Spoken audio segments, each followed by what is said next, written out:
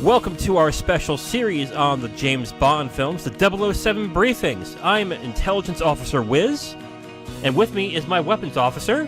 Introduce yourself. Zero, welcome back. See, I'm glad that we were able to... Prodigal Son has returned. I know, right? I am so glad we were able to tell everyone what your true job is. And the true job is that you're the Weapons Officer on a special branch of MI6, which you may not have known about. We keep that secret here.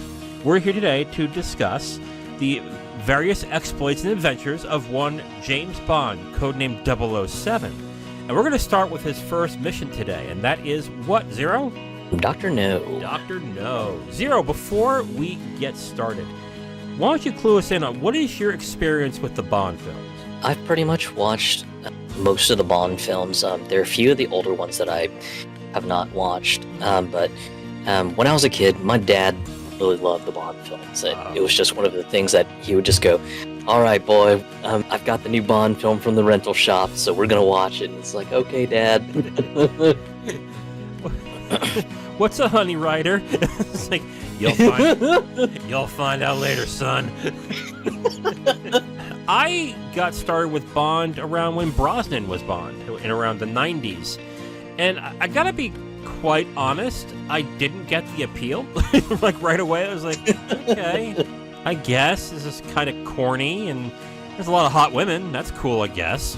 But I'll be honest with you, I didn't really get into Bond until the Craig series, when Daniel Craig was Bond. Then I was like, whoa, what is this? And that's where I was like, okay, then I gotta go back to all the Bonds. And I went through a number of them. Dr. No is one I've already went through, but we're going to start from the beginning. So why don't we just get started with our mission objectives? Zero, when we are reviewing these movies, we're going to review them based on specific elements of the Bond films.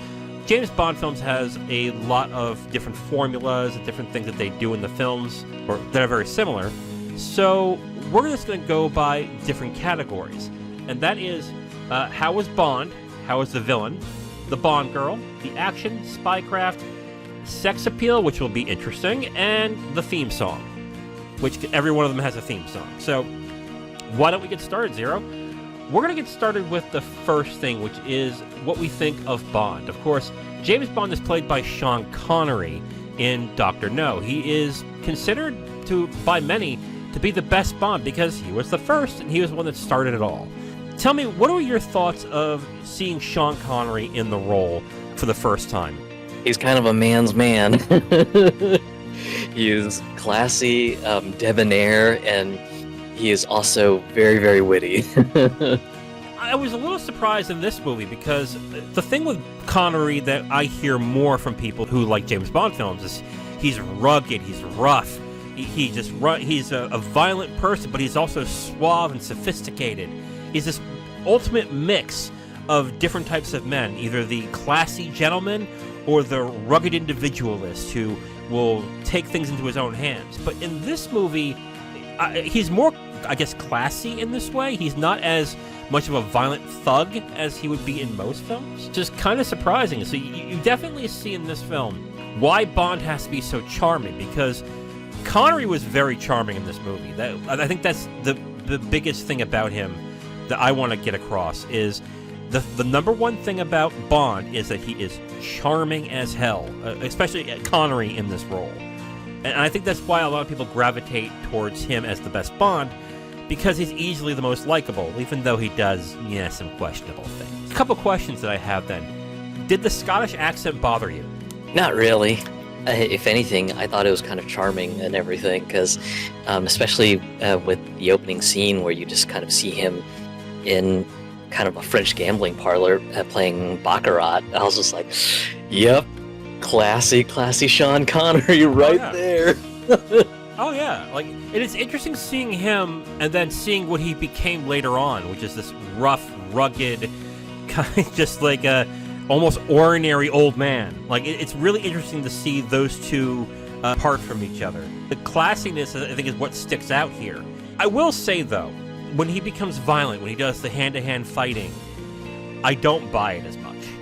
I think this is more of a thing of the time because the fight choreography wasn't that great back then. But when he beats up people and everything like that, like, that's where I'm like, this is not so good. Unfortunately, the fight choreography looked kind of corny and hokey. Best way I can describe it is it just looked like the fight choreography in Star Trek, the original series. It just didn't look very convincing. I get that fight choreography is essentially memorizing steps. You gotta do this, punch here, kick there. I get that. But the art of choreography doing really well is that it flows really nicely to where it seems natural. It seems like they were just going, okay, left foot, right fist to sternum, left to face, this guy moves this way, and it was just very choreographed to where it's obvious. It was like dancing almost, and it just didn't really work when it came to those fight sequences. But you do buy that he will kill you in an instant. That I will say, correct? Oh yeah, especially like when he does the really clever setups and stuff where he ambushes somebody. It's basically I know you fucked up and you're probably gonna die sort of a vibe. Yeah. Like, another thing that they show Bond in that a lot of films until later didn't do is his cleverness, is his intelligence, because they would just rely on charm, likability, and suaveness to actually get him to do certain things in the film, whereas this shows that he is fully capable intellectually of doing things. So that was definitely something that I really liked about Bond in this one. And again, I definitely see clearly as to why people prefer Connery in this. For right now, I think the fighting is what needs work. Or that's more of a sign of the times, I think. And I think really just more heavy focus on the Spycraft part. Yeah. Really is just a product of the fact that this really has a feeling that it really just treated the novel of the same name as the utmost Bible to build this movie upon. And as a person who's read pretty much a lot of the Bond novels, kind of love Dr. No for just being very respectful to the novel. That's interesting. I didn't know that you read the novel. Oh yeah, it was something that I loved reading as a kid. I would always love going to the school library or the public library and just find a copy of one of the Bond books and just read through them cover to cover. Oh, that's great. That's awesome. I did not know that, but that's cool as hell. So yeah, so it's faithful to how they portrayed Bond as well? Oh yeah, because in the novel there's just a lot of spycraft, a lot of really stealthy espionage and things like that. And Bond is definitely not a thug in the novel, so just it sort of matches up with Connery's portrayal of Bond in the Dr. No movie. And it was just one of those things that I remember when I had first watched Dr. No, I was like, oh man, this is fantastic. This just lines up with the book. Okay, well, that's cool. Okay. And I guess the other thing that I buy, too, is the womanizing side of Bond with Connery. Connery plays Bond very effortlessly. It's not like, he doesn't seem like he's acting. He's like, this is just who the fuck I am. Oh, come here, baby. Like, okay. Like, and you buy it, too. Like, and you definitely buy it with Connery in this one, whereas I would say with other Bonds, not as much. But you definitely see why the women like him in this movie. Like, a lot of movies that try this as well, where the man's a womanizer, he always sleeps with women, they just like presuppose it. It's like, well, he is because he is. Okay, but why would a woman want to? But this movie does a great job of showing, oh, here's the reason why. That guy's a smooth motherfucker, that's why. and it works. He works very well in that. Like, Connery is very good as Bond in this. But the only thing I would change is the hand-to-hand fighting, essentially. He doesn't even use his gun that much in this movie, correct? Like, I think once is when he used it. Yeah, once when he actually used it to take down somebody, but yeah, just there are a few scenes where he'll threaten to shoot somebody with a gun, but yeah, he never actually fires. But a lot of the combat scenes in this movie were just mostly hand-to-hand. Yeah. So let's get into the villain, which is Dr. Julius No, played by Joseph Wiseman. Dr. No is not much of a character in this movie. He is definitely somebody who I would say, is a background character, but he is the person that sets everything up, essentially. You don't see Dr. No until, let's say, the last 30 minutes of the film. And let me just say this real quick. I saw Austin Powers before I ever watched Dr. No. And the first time I watched Dr. No, I was like, oh, that's where they got Austin Powers from. The base, the clothing. Like, I was like, because I love Austin Powers. I think it's hilarious. But when I watched him, it's like, where are they getting this shit from? But when I saw Dr. No, I was like, oh, okay.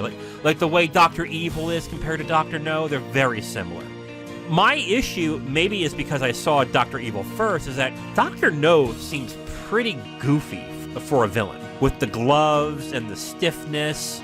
Like, he doesn't seem intimidating. He just looks odd. And maybe it's his oddness that makes him such a dangerous person, but it just doesn't come off that way. It comes off more cheesy than anything else. Unfortunately, I think this is where the portrayal of Dr. No is a little bit weaker than it is in the novel, mostly because just in this movie, he just kind of seems to be like the planning and scheming overlord rather than just kind of an active participating villain. Especially like in a few scenes where some of the assassination attempts on Bond fail, and one of the henchmen is like, yeah, so we failed, and then he's just like, no, you failed, get the job done, or else. I think one of the weaker elements of this film is the villain, Dr. No. And it's just because I don't think he's really that effective or doesn't feel that threatening. When you make a villain that way, when you make him where he's a background character, and then when you meet him, the first thing you want to feel is, oh man, this guy is scary. But when he looks the way he looks and acts the way he acts, it's kind of like, who is this fucking goofball? Does Dr. No die at the end of the book? Oh, yeah. Okay. My feeling at the end was it probably would have been better if Dr. No was never seen in this movie. He was just always that background character, and you killed one of his lackeys, and then that was it. But then I guess if he was killed in the book, then I guess that makes sense why they did it this way. I just don't think he was that good of a villain at all. Like, even when he was just a background character, it just didn't feel like that much of a threat. But then again, the appeal of this movie was Bond, so I guess that's not such a bad thing. In the movie, Dr. No sort of kind of hints towards it, but he doesn't actually sort of say it outright that he lost his hands in sort of a freak accident. The novel makes it very apparent that due to just his work with radioactive materials, it basically just deteriorated his hands, and that's why he's got very stiff prosthetic hands. Yeah. So it was kind of one of those things I was just like, wow, that's not really a great way to explain why he's got real stiff hands when it's just kind of an implied, yeah, I work a lot with radiation and my hands are the result of that. It's just like, if you weren't paying attention, you'd probably completely miss that. Yeah, I kind of missed it too. I noticed that he had a problem with his hands, but the way they made it look was really goofy. That's the big thing, the big problem I have with Dr. No as a character. He's just not threatening, he's just goofy. This might also be colored by the fact that I love the first Austin Powers, but every time I thought of him, I just thought of Dr. Evil. That might be my issue, but I just felt he was completely ineffective as a villain in this. It's kind of a weird thing because as far as him as a Bond villain goes, he's oddly very, very hospitable. Because like when Bond gets captured, he kind of rolls out the red carpet for him. He's just like, yeah, you're covered in radiation. My people will get you scrubbed down and all that, and then they get taken to kind of a nice plush prison. I mean, it's still prison, but I mean it's well furnished with a nice bed and everything. And then I'd like you to sit for dinner with me and let us talk about you joining our very, very secret organization. Yeah. And it's just kind of one of those things you're just like, wow, for a villain, he's awful hospitable. Yeah. That's what the whole joke is with Bond films, where the villain just doesn't outright kill him right away. He does this long dialogue or this really drawn-out torture sequence that he gets to get away from. Like, that's kind of like the whole shtick that other Bond films tend to do. It starts with Dr. No, but I don't see why it needed to. It just is a very weird kind of angle they went to in this one. So he's probably one of the weaker elements of the film. So I didn't like him as the villain. All right, so let's get into the next segment, which is the Bond girl, which is Honey Rider, played by Ursula Andress. talking about Bond girls is a little weird, because what is the purpose of a Bond? Is it to drive a certain plot element, to be a romantic interest? Is it eye candy? You don't meet Honey Rider until the second half of the film, and she is very childlike and to an annoying degree. The one thing that really stuck out throughout the entire film is how everybody in the film, except for maybe Felix, just seems to be less intelligent. But here's Bond taking care of everything. He knows more. But you would think that the people who live on the island would know a lot more about what's going on. But they talk about a dragon that lives on the island. Now, me and you and anybody would be like, there's not really a dragon there. And of course, Bond feels the same way. But the fact that not only do most of the locals feel this way, but also Honey Rider as well, even though she's on the damn island, is just like, wait, what? In the book, how is Honey Rider like? That I can't remember offhand, because just she's kind of described as, that almost makes it seem like she's supposed to be eye candy in the mind's eye and everything. And that was why I was like, just. And I'd read this when read Dr. No when I was real young, so it was like, girls, gross. Oh yeah. We were all there at one point. Let me tell you what I feel like in the movie that she's supposed to be. She's supposed to be a damsel, and that's it. There are other Bond movies that use the Bond girl trope very well to make them more interesting, but she's eye candy and she's a damsel in distress. That is it. Really good looking eye candy. Ursula Andress is very, very beautiful, but she's not given much to work with, and on top of that, it's kind of annoying. Like, to me, she was pretty annoying. The way she talked, the way she acted, maybe not much the way she talked, but more the way she acted, really, just was kind of grating. This might be the weakest element of the film, which is Honey Rider, but she's only in it throughout like half the film, and that's it. To me, it was like, why was she there? But I think we all know why she's there, to be completely honest. Her role is very small, and she doesn't have any clever bits to her personality. Like, she's not a super spy, she's not a scientist, or any of kind of like the interesting roles that some of the Bond girls that come later in later movies have. Yeah. Where they're intelligent, they're cunning, they're absolutely fatal, just all sorts of interesting tropes. And just with Honey Rider, it's just kind of a, hey, yeah, she's there, she's a pretty girl, and runs into Bond by happenstance, and because now she's involved with Bond, just bad shit happens. And then the romance that happens is just kind of like, why? Like, I was like, why is there a romantic element to this? Like, okay, whatever, fine. It's like, it seems like the romantic element was just, we just need to see Bond get laid again. And that was it. And there we go. They're on the boat, and they are doing their thing. And that is it. Probably the weakest element of the film.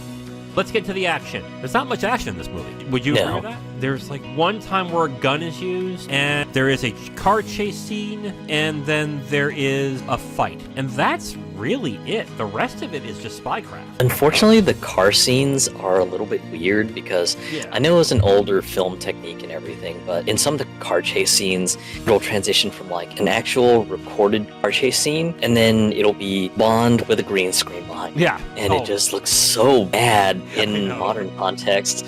But I mean, I imagine back when this movie came out, it was probably like, oh my god, these scenes are amazing. I don't know about that.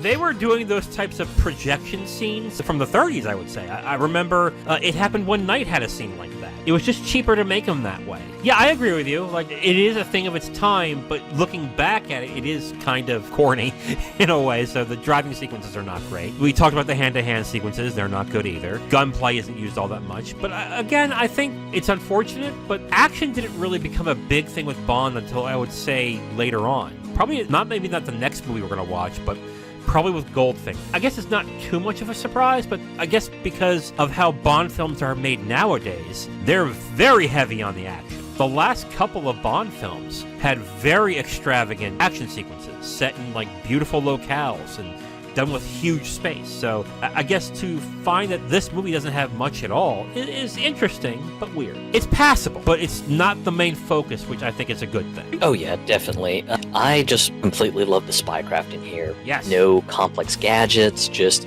clever, cunning, and just wit for a lot of the Spycraft scene. This is what I know Bond from the novels for. He's a a smart guy, he's very clever, he's very witty, and when he has to be ruthless, he is also very cunning. He will set traps up for people he's trying to get and interrogate. And for me, that's just what I love about the classic Bond novels, because of the fact that it doesn't go heavy into the gadgets and the techno-wizardry towards the later movies as well, too, like with the Pierce Brosnan movies. To see and remember Dr. No again made me just remember, oh man, just this was what early Bond was about, just pure spycraft and cunning. Love to see it. Oh yeah. The best thing this movie does is it sets up and then it executes. A lot of spy movies nowadays, they don't really like to set up all that much. But what they will do is they do the execution, where it's like, oh, surprise, the villains didn't get him anyway. And then they'll double back and go, and this is what the guy did. What Dr. No does very well in this is it'll have Bond do curious things. It's really cool that they show the setup in this for a lot of these sequences. But when they arrested the one girl that Bond slept with for being a spy to Dr. No, what they showed him next doing is making the bed a certain way and then sitting on the chair. Bond films nowadays, they would just iris out and then they would have somebody coming in with a gun shooting the bed, and then Bond out of nowhere is like, haha, I found you. I'm like, wait a minute, you're supposed to be dead. It's like, haha, I knew you were going to do this. I'm like, oh, okay. Dr. No is better with this way because it shows him saying, okay, this is what I'm going to do. And you're looking at it and going, what is he doing? Like, why is he doing this? And then once the scene executes, oh, I get, that's clever. That's clever. That was a very interesting thing to see in this, where I think Bond films now don't really do that all that much. In this film, like, they do the spycraft very well. The other thing they do very well is procuring information, talking to specific people, finding elements of clues or anything, which is another thing that the later Bond films kind of de-emphasize. I agree with you. The spycraft in this movie is excellent. It's probably the best part of this film. And funny enough, the spycraft came back for a little bit during the Craig saga for Casino Royale and Quantum of Solace, and despite people absolutely reviling Quantum of Solace, it's actually one of my beloved Craig movies, mostly because just it's a revenge short story, and to see it being given a full screen treatment was super interesting. It goes very heavy into the spycraft stuff as well, so for the Bond saga, those two are probably by far my favorites, mostly because they seem very respectful to the original novels, but it's updated to a more contemporary setting. I know they were books, but I didn't really know if they just deviated away from the books at some point. But I think I read somewhere they're still making the books. It's just that they are authorized by the company that owns Ian Fleming's work. Is that correct? Yeah, they are. I haven't been able to catch up for some of the stuff that's been released in the last decade and a half, unfortunately. But writing, if I remember correctly, is more stylized towards how the movies are basically composed now. So for anyone who's read some of the original Bond novels like me, it sounds like that they would be very disappointing, which is a damn shame. We both love the spycraft, correct? Oh yeah, definitely. There's no question. Great, absolutely. Let's get into a subject that's going to be kind of weird. The sex appeal. Let's be honest. Bond has sex appeal. Whether it is Bond himself or the Bond girls or the women that he has his trysts with. One of the key elements of a Bond film is sex appeal, is sexiness. Dr. No establishes right away that Bond is a coxman of sorts. He is somebody that derives pleasure from sleeping with as many women as possible. Agree or disagree? Yeah, I mean, in some ways, it's sort of, I guess, a tool of his spycraft box on trying to get information on a person he's trying to track, or to find out more information. That person's significant other may be working with someone related to his target and things like that. Sure. It definitely seems like just a tool to get the information that he needs. I think the first woman from the Baccarat Hall, that was more just for fun. It was just like, hey, I gotta leave. Well, maybe not. Yeah, but then the spy in the embassy thing, I think that also was kind of like a just for fun thing, because he already knew that she was a spy, but he was like, oh, I'll nail her anyway, and then once we're done, okay, off with you. I was like, okay, like, honestly, the women that he slept with, I don't think really had much to do with information at all, do they? If we really think about it? What were the three? It would be the woman from the beginning, the spy, and then Honey Rider, and that's it. Like, none of them had any kind of information. But you're right, in a lot of the films later on, there would be, like, second-hand men from the criminal syndicate, or Target that she had to get information from that led to another Target. To be honest here, he's charming enough where he doesn't need to do that, but he wants to. Like, let's be fair. Would you agree? Yeah, I think the spy from the embassy, that was more just oh, I know she's plotting something, but I'm just gonna burn some time off just to see where this goes. Exactly. That's exactly what it was. The women establish one thing in this movie, that they are gorgeous and classy. All the women, all the people in this film are fucking gorgeous. But I think the classiness is also a thing that we have to discuss as well, because all the women, as gorgeous as they are wearing really stylish, very good-looking clothing. They fit incredibly well, like utterly gorgeous looking at all times. Especially even Bond too. Even like Felix in this movie as well are wearing fairly expensive for the time or fairly classy and stylish looking clothing. And that's a template that they go throughout the Bond series. What it shows right away is the type of women that are these movies and what become Bond girls or targets of Bond's lustly desires, I would say. What would you think? I'd probably be inclined to agree. This movie definitely, there wasn't really much of an element of him just using the women just for information or things like that. They're merely just conquests in this movie. Yeah, as far as the women that are featured in the movie, just they're kind of gorgeous in an old-fashioned way, and I mean that's not a bad thing. I imagine it probably helped the movie do well with the male audience. Oh god. Yeah, like this movie's gonna have a problem with the male audience. Like, it's an action film with car chases and spy elements. Gee, we need the male audience. What else do we need for this spy thriller? It's like, it's a little extra on top, but it works for the movie, absolutely. You're familiar with the other Bond films as they later go on. They don't stray from this formula. You don't see, like, the prototypical, like, she's all that, oh, she's a clumsy nerd who dresses messy, who just so happens to be hot. No, they all are incredibly attractive, but also dressed really well. That has never strayed from the formula at all at any point. Someone's going to point out one, and I'm going to be like, oh yeah, true. But for the most part, I don't think it's ever strayed there. Do you agree? Oh yeah, definitely. Okay. Let's get into the final element, which is the theme song. And the theme song is the Dr. No theme song written by Monty Norman and performed by John Barry and his orchestra. This has become the theme song for Bond. It's on every Bond film. It's a great theme song. It works for what it is. The way that they did that is exciting, classy. Oh yeah, just the moment you hear it, it's just oh so iconic now, especially for me who has watched most of the Bond movies.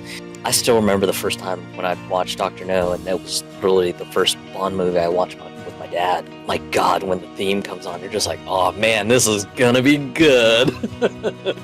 Yeah, it is such a good theme song. And I, for one, am happy that they decided to do other theme songs. Like, they have a theme song in every Bond that's new. But I like that they incorporate this song in a Bond film, every Bond. I think there may be one Craig film where they don't do it, but I might be wrong. This is such an iconic theme song that it should be in there, and it works really well as a theme song to this movie, and I'm glad they keep incorporating it in other Bond films. So, yeah, great theme song. There's not much else to say about it. On the subject of music, I do think the use of musical themes during certain scenes is just absolutely fantastic. My favorite scene is just the tarantula attack scene at the hotel, when you have like the dramatic effect of just Bond just jumping out of bed, just trying to throw the tarantula off his body onto the floor, and then you just see him take his shoe and just slap the shit out of this tarantula to death. And you've got like the orchestra and the horns just like being real bold and just striking staccato notes every time he slaps the ground. You're just like, God damn, the music choreography is so good. Yeah, the emphasis on the slapping is really good. I agree with you on that one. Okay, so why don't we get into our conclusions? Zero, what is your conclusion on Dr. No? It's a great movie if you kind of enjoy a spy thriller movie that's more heavily focused on the spycraft. Those who are more into the action-y style Bond movies might come off disappointed because probably going to look at it and go, wow, there's not really that much action. And that's just not what the focus of the old Bond movies are. They're really more heavily focused on the spycraft. So if you appreciate the spycraft end of movies, then definitely give this one a watch. I think it's still worth most people's time, even with some of the antiquated things like the car chase scenes and the fight choreography. I agree with you. I think the spycraft is really good in this movie. This is a blueprint for better things to come. So the fact that this film started a lot of the elements that is Bond now, the clothes, the way Bond is, the Bond girls, the use of spycraft in action, the fact that this is the blueprint and it's still strong to this day is actually really good. Because a lot of films that try to make into franchises, they don't go as good as the first one. But Dr. No is a very good movie. It's fun, it's enjoyable, but it is still definitely a blueprint as to what Bond becomes later on down the road. I mean, the weaknesses, I think, are due more to the time period and how films were made, with, I would say, the exception of Honey Rider. Like, I think the Honey Rider character just is not good. It probably... Yeah, Honey Rider's unfortunately a bit on the weekend for the Bond girls throughout the Bond girl history and everything, but yeah, it was the first film, so I mean, it's something that they do eventually sort out towards the later movies, but yeah, I think that's another good weak point to mention as well. But she is so iconic because of her look, though. Like, she has the look, absolutely. But it's just that the character itself is just not much of anything. Normally, I would say this is a fault of the actress, but I just don't think the film wrote her anything that much. I get why she is iconic because of the look and how she is when you first meet her in the film. Like, the photo of her with the white bikini and the holstered knife is iconic in itself. There were posters of her until like the 80s and 90s, how popular she was. But in the end, though, like, the character itself is not very good. So, but I think this is a good film. But it showcases the strengths of Bond and what is to come later on down the road. So I agree with you. The Spycraft is great, but a good movie in itself. So Zero, mission accomplished? Oh yeah, mission accomplished. Mission accomplished, Mr. Bond. Great job on Dr. No. Now, if you want my full review on this movie, you can go to my website at IamTheWiz.com. You'll have my full written review right on the site, along with a link to the video that has this review that you just listened to. Thank you for listening to this review. If you want to know what we're reviewing in the next couple of days, you can look on the screen right now to see what's coming up next. If you like what you heard, go ahead and leave a like on this video. If you want to discuss your opinion on the film or the review itself, please leave a comment. And if you want to hear more, subscribe to the channel. Thank you again for listening. I will talk to you next time.